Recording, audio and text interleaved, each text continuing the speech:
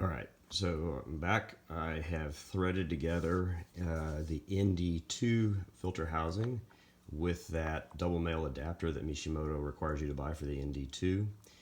Here's the spacer plate, here's the thermostatic plate, here's that stainless steel center adapter bolt that I've threaded in, and believe it or not, I've actually torqued it down to nearly the spec, which I believe is 35 foot-pounds on there.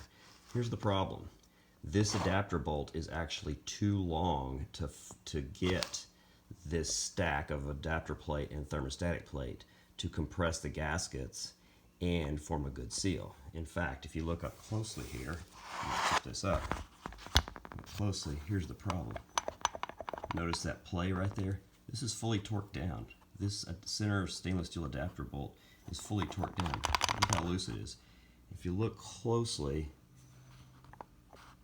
if I were to guess, there's about a 1/16 of an inch, maybe,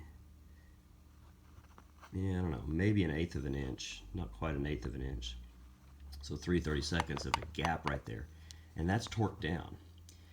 It is not compressing these gaskets in here at all, in between the adapter plate and the thermostatic plate. There's no way to get it torqued down any further. Let me take this apart and I'll show you why.